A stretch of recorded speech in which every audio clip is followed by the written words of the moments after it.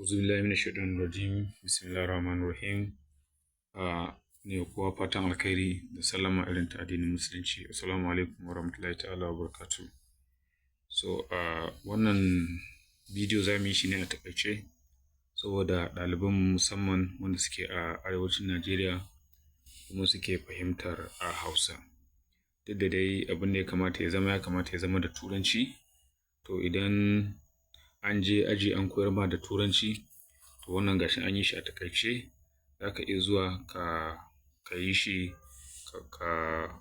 ka saurare shi da Hausarka. So shi course ɗin kamar yadda ake gani gashi nan shine Nigerian Peoples and Culture. Kai da ganin wannan hotuna da kake gani a yanzu, ka san cewa za a yi magana ne abin da ya shafi Najeriya da al'adunta. To shi course ɗin kamar yadda muka sani yana da course outline. Yana da course outline kusan guda 14. Na ɗaya shine conceptualization of the key cultural terms, ethnicity, ethnic groups and identity in Nigeria, pre-colonial political system in Nigeria, Nigerians' early contact with the outside world, colonial association in Nigeria, nationalism and independence struggle in Nigeria, post-colonial politics and governance. Then kuma akwai kamar da ake gani history of military intervention in Nigeria, history of trade and commerce in Nigeria, individual state and national development in Nigeria, then negative attitude to social biases in tertiary institution and overview, social justice and human rights in Nigerian culture, history of sport and culture of unity in Nigeria, gender and culture of equity in Nigeria. To kowane wannan course outline din guda ɗaya zai zama yana da bidiyo guda ɗaya kenan. So wannan shine abin da zan fara. Ni mai magana sunana Dr. Aminu Idris Harbau. Ni ne zan jagoranci wannan ɗan takaitaccen bidiyo. To da farko za mu fara da abin da muke cewa unit objective, wato abin da muke so ɗalibai su fahimta daga ƙarshen wannan darasi. Abin da muke bukata shine da ƙarshen wannan darasi, by the end of this unit, students should be able to at least explain the meaning of culture, san me ma'anar culture, briefly explain the concept of subculture, cultural change, and the culture counter. So shi ma kamata san wannan, identify and explain types of culture, list 4 elements of culture, list 5 importance of culture, mention 6 characteristics of culture. A taƙaice kenan. To bari mu fara da me ake nufi da culture. Idan aka ce culture, me ake nufi da ita? A Hausa ba mu da wata kalma da za mu faɗa illa mu ce misali abin da ya shafi al'ada. So wani da yawa mutane da an ce musu al'adar Bahaushe ko al'adar Bayerabe ko al'adar Inyamuri, wato yadda yake tafiyar da rayuwarsa, wani zai ɗauka ai ana magana gargajiya ne. So culture ba tana nufin gargajiya ba kaɗai, tana nufin abubuwa da yawa wanda har ya sa su masana ba su iya samar da wani takamaiman definition, wato ma'ana ta culture ba. Illa iyaka aka zo aka yi ittifaqi, ya kamata mu fahimta cewa ita culture ba ta da wani takamaiman abin da ake cewa meaning ko definition. So yawancin mutane kamar yadda muka faɗa da an maganar culture, to abin da ke fara zo musu a zukatansu shine ita ce gargajiya ko abin da ya shafi haka. To ina so ɗalibai su sani cewa maganar culture ta wuce maganar ka kira ta gargajiya. Ita ta ƙunshi dukkan yadda ɗan adam ke rayuwarsa tun daga farko har ƙarshe. Rayuwa ne, idan na ce rayuwa a zamanance ita ma al'ada ce. Wato wata tsari ne wanda dai kowane irin community, kowane irin society, kowace irin al'umma tana da tsarin da take tafiyar da al'amuranta. So za ka ga tsarin kuma ya bambanta, da Bahaushe nasu tsarin daban, Inyamuri nasu tsarin daban, Balarabe nasu tsarin daban, Bature ma nasu tsarin daban. To kowane yadda ya shirya tsara rayuwarsa, abin da ya ɗauka mai muhimmanci, abin da ya ɗauka shine daidai, to wannan abin ya shiga abin da ake cewa culture. Wato yadda yake rayuwarsa. Na ce rayuwa zai yiwu kila idan an yi tun daga kan haihuwa, ya ma ake bikin aure, in an haihu ya ake tarbiyyar yaro, ya ake harkar kasuwanci, ya ake harkar ilimi, ya ake abin da ya shafi addini, ya ake abin da ya shafi tara dukiya, ya ake abin da ya shafi harkar noma. duk wani sassaƙa da kasuwanci da masana'antu, kowace al'umma akwai tsarin da take shi. To wannan abun tsare-tsaren gaba ɗaya idan ka haɗa su gaba ɗaya shi ake cewa me al'ada. Wato tsarin yadda mutane suke tafiyar da rayuwarsu shine abin da ake cewa culture. Wato bature yana cewa culture is a total way of life. So masha Allah.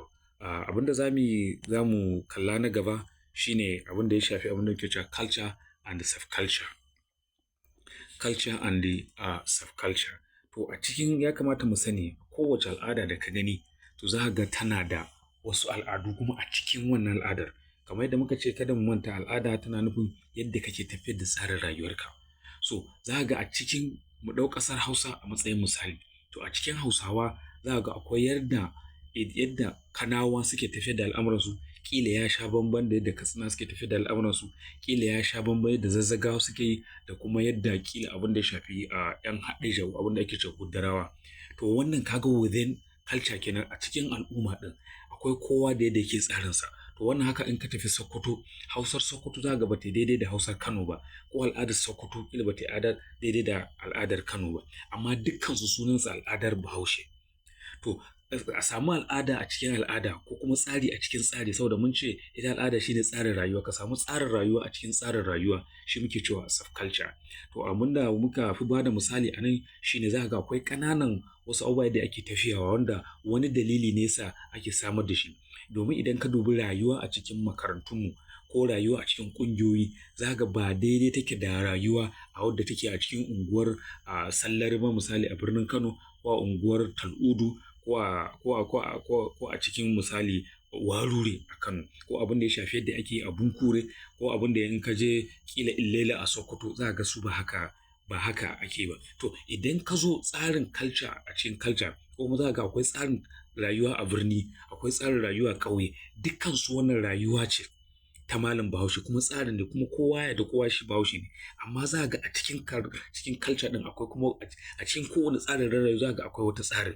To idan ka fuskanci tsarin rayuwarka ya sha bamban da na wani, to kada ya zama wannan ya zama maka issue. To ya kamata a samu abin da ake cewa diverse ethnic groups, su ma suna da tsari irin nasu yadda za ga kowa yana fahimtar abin da ya kamata ya fahimta na yadda yake tafiyar da rayuwarsa. So duk da haka kuma a cikin ita wannan culture din ake za ga abin da muke cewa akwai abin da muke cewa kuma counter culture. Menene counter culture? Ita counter culture yadda take shine za ga tsarin yadda mutane suka sa rayuwarsu. So amma sai kuma cikin ta sai kaga an fito da wani tsarin wanda shi kuma yake karo da yadda aka sani da tsarin. Yanzu bari ba ku misali a ƙasar Hausa. A ƙasar Hausa ka sa gajeren wando ka riƙa yawo da shi bai daidai da tsarin rayuwar Bahaushe ba. Amma su kuma 'yan ƙwallo misali wanda suke buga bal ko da shauransu irin waɗannan, za ga su kuma sa gajeren wando shine tsarinsu.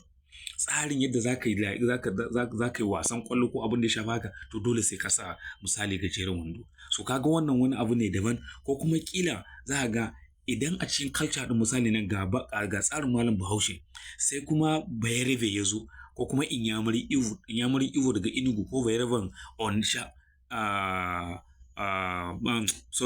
ko Bayeraben Oyo sai ya zo Kano, to za ga ya samar da shi kuma tsarin rayuwarsa daban a cikin wannan rayuwar. Yanzu misali idan ka je sabon garin Kano za ga yadda suke rayuwarsu daban take da kila ta nan cikin Fage, duk da Fage da sabon gari duka unguwa kila mazaɓa ɗaya ce ko ƙaramin hukuma ɗaya ce ko abin da ya shafa haka.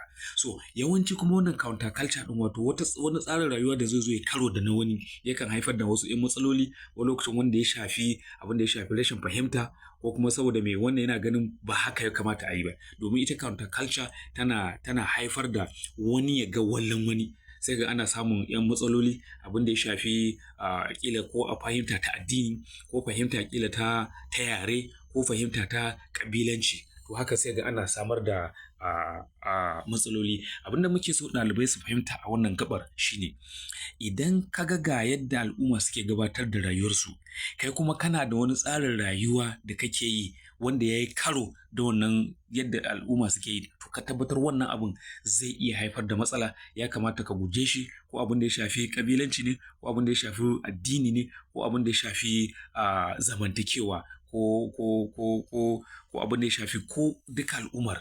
To duka wannan abin ya kamata mutum ya fahimta, ya san kuma yadda zai yi shi, yadda ba zai iya haifar da rudani ba. So abu na gaba da ya kamata mu duba shine bayan culture akwai abin da muke cewa change.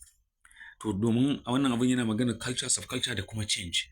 To shi canji kullum a al'adar Bahaushe ko kuma a abin da ya shafi wannan rayuwa ta ɗan adam baki ɗaya, ba Bahaushe kaɗai ba, wani abu ne da zaran Bahaushe ya ce change, wato koma ba Bahaushe ba ko Bature da ya ce change, abin da yake nuna kamar wani abu, a samar da wani abu na ba yadda ake yi ba. To ita ma kuma al'ada tana karɓar canji. Duk al'adar da ba ta karɓar canji, to wannan al'adar za ta iya mutuwa. To amma mu sani canjin da muke magana ba magana bace ba da ka canza hula ko ka canza riga ko ka canza kwamfuta ko ka canza gida. A'a, abin da ya shafi al'ada ba wannan canjin muke magana ba. A'a, ana maganar abin da muke cewa structural ko pattern na yadda al'umma take tafiyar da al'amuranta. Wato za ka kalli abin da muke cewa ita rayuwar ya ake yin ta. To idan aka samu canji na baki ɗaya na koyar da ake tafiyar da addini, ko yadda ake tafiyar da harkar kasuwanci, ko yadda ake tafiyar da harkar ilimi, aka samu canji baki ɗayansa, ko abin da ya shafi harkar tufafi wato dressing namu kenan, ko abin da ya shafi harkar abinci wato food ko festivals ko celebration, aka samu canji daga yadda ake yi da aka zo ana yi, aka samu wani sabon tsarin ba yadda ake yi da ba, ake yin wani abu daban, ko abin da ya shafi noma ko duk wani abin da ya shafi na rayuwa aka canza daga yadda ake yi da, aka zo aka samu kawo sabon tsarin yadda ake yi. To wannan abin shi ake cewa canji. Bari in baku misali a ƙasar Hausa. Da kowa idan ya tashi yin harkokin bikinsa a gidansa, a farfajiyar gidansa ake yi. Amma yawanci yanzu in aka yi ɗaurin aure a masallaci, to sai a tafi wani wuri, sai a ce za a yi dina, ba gidan wannan malam Bahaushe da aka sani ba. Da amma da bikin da ɗaurin auren da komai a cikin farfajiyar gidan ake yi. To yanzu sai dai a je a samu ko event center ko abin da ya shafi, kaga wannan canji ne na celebration. Da kuma kowa ya sani abincin malam Bahaushe, misali abin da muke sa Bahaushe shine da Hausa muke yi, shine dan wake da tuwo da dambu. Amma yanzu aka samu canji a harkar abinci. Yanzu abincin malam Bahaushe zaka ji dai ma maganar shinkafa, makaroni, taliya ko da indomi. Kaga wannan automatic canji ne. Kuma ya kamata ɗalibai ku sani cewa canji shi ba magana ce ba ta rana ɗaya, wani abu da zai iya canza ka canza gida ko abin da shi. No, structural pattern da yadda ake canza gaba da al'ummar ta canza daga yadda take ta kuma tana wani abu, to shi canjin da muke magana kenan. Ko kuma kila yau ga addinin da wannan kabila take yi, kila addinin gargajiya ke, sai suka samu addinin musulunci, to kaga kwata-kwata yadda suke rayuwarsu shi ma zai canza. To wannan canjin ya kasu kashi biyu. Akwai canji da muke cewa social change. To shi social change, idan aka samu canji abin da ya shafi addini, abin da ya shafi economics, wato yadda ake tafiyar da kasuwanci, ko yadda ake tafiyar da abin da ya shafi kasuwanci, ko ya shafi kila addini, ko ya shafi beliefs, ko ya shafi kila harkar shugabanci, duk wannan abun ya shiga cikin abin da muke cewa social change. So daga nan akwai abin da kuma ake cewa cultural change. To shi kuma cultural change wato ya shafi abin da shi kai shi abin da ya shafi na al'ada, na abin da zaka iya gani ka taba ko ka sarrafa shi. Abin da ya shafi misali idan ka zo kai maganar abinci, aka samu canji na kan abinci, to wannan cultural change ne. Ko ya shafi kila harkar sutura, an wannan shi ma cultural change ne. Ko abin da ya shafi celebrations na names, ko kuma yadda ake rufe mutane, ko yadda ake haihuwa, ko yadda ake duk waɗannan abubuwan suna cikin abin da ake cewa cultural change. To yanzu za mu tafi abu na gaba, shine abin da muke cewa mai types or component of culture. Wato ita culture rabe-raben ta nawa ne? Duka masana sun yi ittifaqi an raba culture kala biyu, wato al'adar dan adam kowane ne zaka isa kasa ta gida biyu. Akwai abin da ake cewa material culture, akwai abin da ake cewa non-material culture. To wace ce material culture? Ita material culture wato ita ce wadda duk wani abu da kake gani zai tafiyar da rayuwar dan adam, wadda ido zai gani, kafa za ta iya takawa, ko hannu zai iya tabawa. To wannan abin ya shiga abin da ake cewa material culture. Wato kamar yadda kake gani a screen ɗinka yanzu, zai ce this concerns all the material product of society. It includes what we can physically see, touch and appreciate, such as art, duk wani zane da ka sani, ko object, ko ma in ka ce object ko menene, zai iya zama riga ce, zai iya zama wando ne, zai iya zama mota ce, za ta iya zama gida ne, dresses, houses, food, buildings, blacksmithing, farming, tools, materials, graphic, hairstyle, marks, design, symbols, duka waɗannan abun wanda ido zai gani, hannu zai iya taɓa, duka ya shiga cikin mai material culture. To duka abin da ya shafi al'ada, to za ka iya gane ta abin da ake cewa material culture, wato ta wani abin da ido zai gani, taɓa hannu zai taɓa. To kaga ɓangaren culture na farko kenan, ire-iren culture kenan na farko. Na biyu kuma akwai abin da ake cewa non-material. Shi kuma non-material shine abin da ake cewa non-physical, wanda ido ba zai iya ganin shi ba, kafa ba za ta iya takawa ba, kuma hannu ba zai iya taɓa ba, amma za ka iya ganin wato sakamakon wannan abin da ya faru. Yanzu misali, idan ka zo ideas, kowane irin tunani idan mutum ya yi wanda zai kawo ci gaba a ɗan adam, ko kuma zai iya sa rayuwa ta yi kyau, to kaga wannan abin da yana da wata dabara da ya yi amfani da wannan tunanin nasa, kuma abin ya samu canji, to kaga wannan abin ana kira shi non-material culture. Ko yarensa da yake magana da shi ba za ka iya ganin yare ba, amma za ka iya ji, za ka iya kuma ganin alamunsa, ko belief na mutane, ko attitude, ko justice, ko norms, ko values, duka waɗannan sun shiga cikin material culture. A wannan gabar da zan wa ɗalibai albishir cewa dalilin material culture, to non-material culture ita ce behind, ko kuma ita ce ginshiƙin samar da abin da ke cewa material culture. Idan baka da non-material culture, to material culture ɗin ma ba za ka iya ganin ta ba, kuma ba za ka iya sanin amfanin ta ba.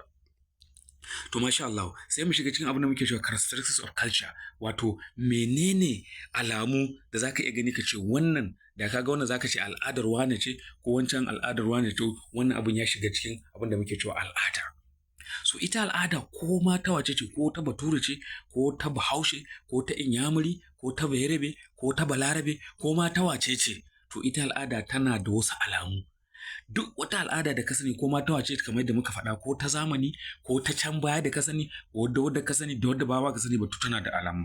Na farko, it is symbolic, wato dole akwai wani alama da zaran ka ga wannan alamar za ka ce to wannan al'adar malam Bahaushe ce, ko wannan al'adar Bature ce. Dukkan mu ɗalibai za ku yarda cewa idan ka ga mutum a cikin kwat ya sa wannan tsumman abin da ake cewa necktie, ya ɗaure wuyansa, ya kawo takalmi ya kwama, to za ka ce wannan al'adar ba ta Bahaushe ba ce ba, wannan al'adar Bature ce. Haka kuma a Najeriya, idan ka ga mutum ya sa babban riga, ya samu hula, ya lankwasa da ita gabas ko dama, ko ya lankwasa da ita hagu, to wannan za ka ce da alamu Inyamurin Bayerabe ne. Haka kuma da zaran za ka ga mutum ya samu a wannan hulan nan da ake cewa gwarinfa, wato hular kaba, ya sanya da wata riga babu hannu a waje, ka gane ga sanda ya dokare, to wanda zaka ce al'adar Bafulatani ce. To haka ita al'ada tana da wasu alamu, ko kuma yadda ake gaisuwa, ko yadda ake mu'amala, ko yadda ake kila mai abin da yake cewa auratayya, duk da yadda za a akwai wata alama da ka gani zaka ce wannan alamar malam Bahaushe ce, ko wannan alamar addini kaza ce. Idan ka haɗu mutum da mutum zai ya miƙo ma hannu ya ce assalamu alaikum, to wannan ka san al'ada ce ta duka wani musulmi da yake a duniya. So abu na farko kenan. Alama ta biyu da zaka iya gane al'adar mutum ita ce ita al'ada ana iya koyanta. Is learned through socialization, saboda a ta hanyar tabiya ta nan kadai ake koyar da ita. Duk abin da ya shafi biological inheritance, duk wani abin da za a koyar da kai, wanda zaka koya, ba kuma abin da aka haife ka da shi bane ba. Kila kaga ido haihuwarka aka da shi, tunda haihuwarka ido aka da shi baya cikin culture. Amma kayan da za a sama aka haife ka, to shi wannan yana cikin culture. Haka idan aka haife ka, magana kawai za ka ga a hankali za a koya maza magana, dole wannan za ka yi ta is natural, amma yaran da za ka yi magana da shi wannan culture. So saboda haka ita kuma culture is shared collectively by members of the society. Bayan da za ka zo ka iske akwai al'ada yadda mutane suke a ce wannan al'ada ta mutum ɗaya ce tak, sauran mutanen da suke zaune a wannan community din ba sa wannan al'ada, to za a ce wannan ba sunanta culture ba, sunanta wani ɗabi'a ta wani mutum daban. Ina fata ɗalibai suna fahimta ta. Abu na gaba kuma da ya kamata mu sani, it integrate component part to fit together despite complete friction or contradiction. Duk da zaka akwai matsaloli tsakanin wani da wani, da wancan gida da wancan gida, amma idan al'ada ta haɗu gaba ɗaya duk ko da ba a ga maciji tsakanin wani da wani, to za ga wannan al'ada kuma za ta iya haɗa su. Saboda me? Saboda yanzu ni saboda ba ma jituwa tsakanin abokina Bahaushe da wancan abokina Bahaushe, to ba zai sa ni kuma in daina magana da yaren Hausa ba. Kila saboda Katsinawa da zage-zage, kila ba a Kanawa da zage-zage, kila ba a ga maciji misali, saboda su kullum Kanawa suna ganin su ne iyayen gidan zage-zage, iyayen gidan zage-zage suna ganin su ne iyayen gidan Kanawa. To wannan ba zai sa kuma Bahaushen Zazzau ya daina magana da Hausa ba, ko Bahaushen Kano ya daina magana da Hausa. So ina fata an fahimci ni. Kuma it is universal and found everywhere. Babu wani dan adam a duniyar nan ta maliki yawmiddin da zai ce bai da al'ada.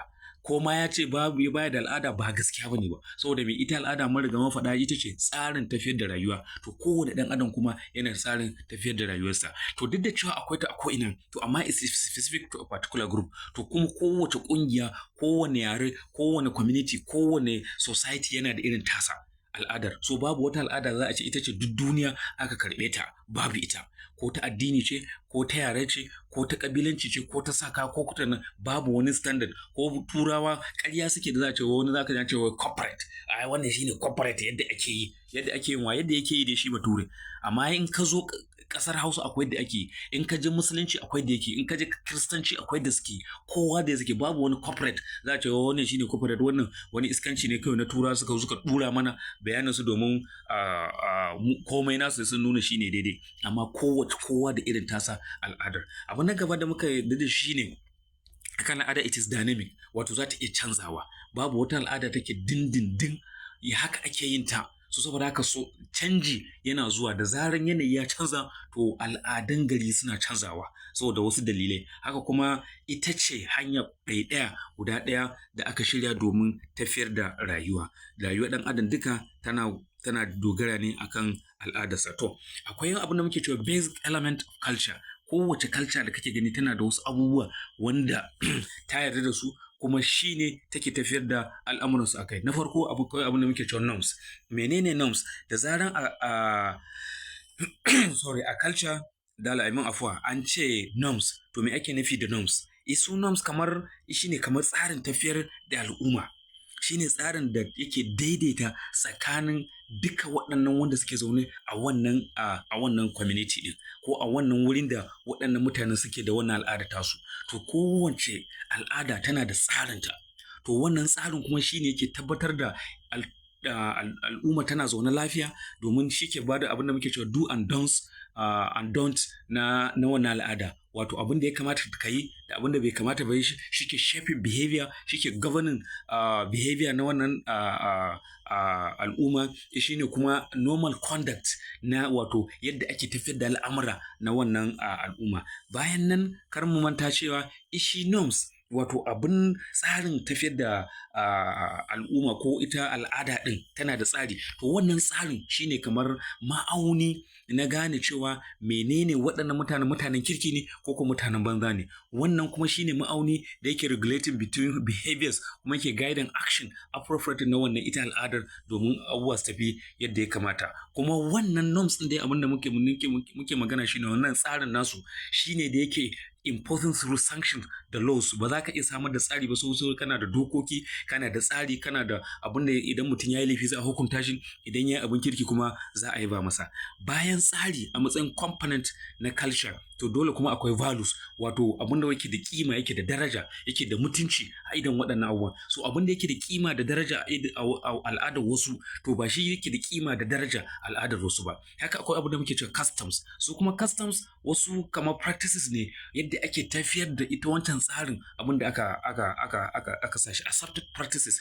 Wato ga tsari, ga kuma abin da ake bada daraja, ake darajanta, ake ganin mutuncinsa. To kuma akwai tsarin tafiyar da kowane akwai da ake bashi darajarsa, akwai da ake sa tsarin, wato shine custom, established socially accepted practices. Wato wasu al'adu, wasu ayyuka wanda idan kai shi za a ce kai wannan dan wannan al'ada ne. Ma'ana akwai wanda kamar jarinta, kamar yadda zaka nuna ilimi, kamar yadda zaka nuna gogewa, kamar yadda zaka nuna wayewa, kamar yadda zaka nuna addininka, duka wannan ya shiga cikin customs. Haka kuma to ina son a wannan gaba ne amfani da ita na tunasar da ɗalibai cewa idan ka je ka samu mutane cikin al'adarsu suna da tsari da suke tafiyar da kansu, suna da abubuwan da suke ba su daraja, suna da yadda suke tsari abubuwan da ya kamata suka karɓa suke tafiyar da shi, to kai hankali ka kula ka san cewa idan ba ka mutunta wannan tsarin na wani mutane ba, to duk abin da ka je musu shi ba za a karɓa ba. Abin da ya sa muke cewa wannan ɗalibai dukanku, wani za ga yana cyber security, wani yana computer science, wani nursing officer ne, wani engineer ne, wani economics ne, wani accountant ne, wani business administration ne, wani political ne. To idan ba ka respecting people's culture, wato al'adarsu, to wannan abin da ka je musu da shi to ba za ka samu damar yin aiki yadda ya kamata ba. Dan ba dalili bane ba saboda kai nursing officer ne, to akwai al'ada ta mutane ta yadda suka yi da ko su fitar da al'aurarsu ko su hauɗa da mazansu ko da matansu. To idan ka je ka ce kai ga yadda kake, idan baka bi wannan al'adar ba to za ka iya samun matsala. Haka ko kai injiniya ne, ko kai malam makaranta ne, ko accountant ne, duka. To saboda haka duk abin da kake karanta ka tabbatar duk inda ka samu kanka a wata al'adar da baka santa ba, to ka tsaya ka koye ta, ka fahimce ta, ka kuma san yadda za ka yi hulɗa da ita. Abu na ƙarshe a cikin basic element of culture shine abin da muke cewa rites and the passage, wato yadda idan tun daga haihuwar ɗan adam, saboda shi ɗan adam Allah ya yi shi kullum ƙara girma yake, ƙara ci gaba yake, ƙara girma yake, ƙara ci gaba yake. So akwai al'adu da yawa, duka kowace al'ada da ka sani tana da tsarin ta na yadda take celebrating mutane idan sun samu ci gaba. Misali a ƙasar Hausa, da zaran an haifi yaro, to aka kwana 7 za a yi suna. Bayan kwana 40 za a yi 40. Kila bayan wata ɗaya, bayan shekara 1 da rabi ko shekara 2 za a yi yaye, za a yi kaciya, za a yi sa yaro makaranta, za a yi masa saukar Ƙur'ani, za a yi masa graduation kala-kala, ka gani, za a yi bikin aure, za a yi bikin haihuwa, za a yi bikin mutuwa, duka kowane happy birthday, kowane akwai yadda suke jinjinawa a al'ummar wannan al'ada domin su tabbatar sun nuna farin cikinsu ko sun nuna baƙin cikinsu daga abin da ya faru, saboda samun ci gaba ko kuma samun akasin haka. To wannan su muke cewa basic component of culture. So abin na gaba da zamu duba shine significance of culture. To ita wannan culture menene amfaninta ne? Domin ni a matsayina na ɗalibin jami'a da ake so ana koyar da ni culture, shin me amfanin wannan culture din? Domin ka sani babu dalilin da yasa ɗan adam yake rayuwa shine culture. Babban amfani da kenan, babu culture babu ɗan adam. Mutuncin ɗan adam, kima ɗan adam shine al'adarsa. Idan na ce al'ada na faɗa muku ba muna nufin gargajiya ba. Idan al'adar garin shine jajircewa 'yan kasuwa ne, to mutuncin wannan al'adar shine kasuwanci.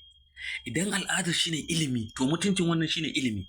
Idan al'adar shine kasuwanci da ilimi, to mutuncin shine kasuwanci da ilimi. Idan al'adar su shine yaƙi, to mutuncin su shine yaƙi. Idan al'adar su shine iya dressing da kwalliya kamar dawisu, to wannan shine. In kuma harka ce ta mulki, to duka wannan babu al'ada dai babu ɗan adam. Abu na farko kenan.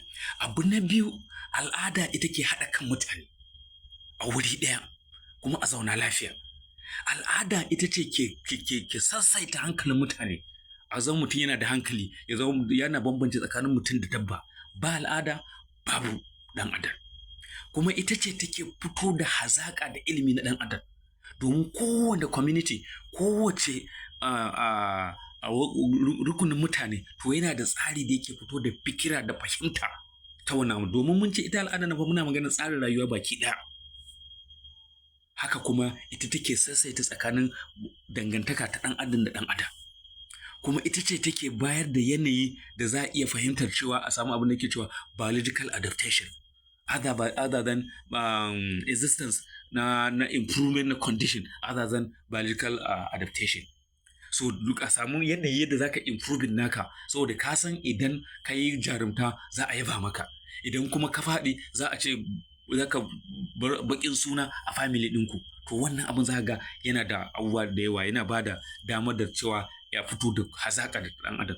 Kuma a taƙaice ita culture ita ce kaɗai abu da yake samar da cuɗanye ka tsakanin wannan al'ada da wannan al'ada domin duka su bunƙasa, kuma a samar da abin da ake cewa cultural and diversity, wato ya zama an haɗu al'adu da yawa sun haɗu a samu fahimtar juna domin a ƙaru da ilimin juna akan yadda suke tafiyar da al'amuransu. Idan ka koma tarihi ƙasashe da yawa sun samu ci gaba ne saboda al'adar cuɗanyar al'adu da yawa. Kamar Amerika, ƙabilu ne da yawa da al'adu daban-daban suka haɗu suka yi Amerika misali. Haka Najeriya, al'adu daban-daban ne suka haɗu suka yi Najeriya. To wannan abin ya kamata ya zama mana ya zama mana wato mabuɗi na tabbatar da samun abin da muke cewa a ci gaba. To, daga ƙarshe abin da muke cewa in conclusion, daga ƙarshe ina son na amfani da wannan dama na jawo hankalin ɗalibai cewa when a person becomes a member of a society, wato kowa da ka gani da zaran an haife shi ya zama ɗan wannan al'adar ko wannan community ɗin. To al'ada ba kai kake zaɓa kanka ita ba, kai ma tasowa kawai kai kake ganka cikinta, so za ka baka da zaɓi a kanta.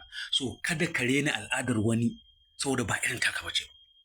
Saboda haka kai tsaye da ka zama member da zaran an haife ka, to ka zama member na wannan society. Saboda haka wannan al'adar, wannan abu shi zaka yi. Ta ina you accumulate knowledge, so zaka farka samun ilimi da kuma yadda zaka iya magana da yaren wannan al'adar, kuma zaka iya gane ya kake gane wannan dan al'adar ka ne ko ba dan al'adar ka bane, domin values ɗinka da norms ɗinka da customs ɗinka da tradition naka duk na wannan environment ɗin zai zo a ciki haka.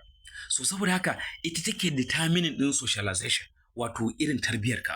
So in kaga tarbiyarka ta sha bamban da tarbiyar wani, to ba al'adar ku ɗaya ba. Tunda ba al'adar ku ɗaya ba, ka girmama tasa, ya girmama taka. Da zaran ka wulakanta tasa, to shi ma zai wulakanta taka. Ina fata an fahimta. To let us appreciate and preserve our culture. To ya kamata kowa ka girmama taka, in girmama tawa, to shine zai sa mu samu ci gaba, kuma ya zama mana dalili ko inji na samun ci gaba a tafiyar da al'amura. Ina fata zan tsaya a nan. Wassalamu alaikum wa rahmatullahi ta'ala.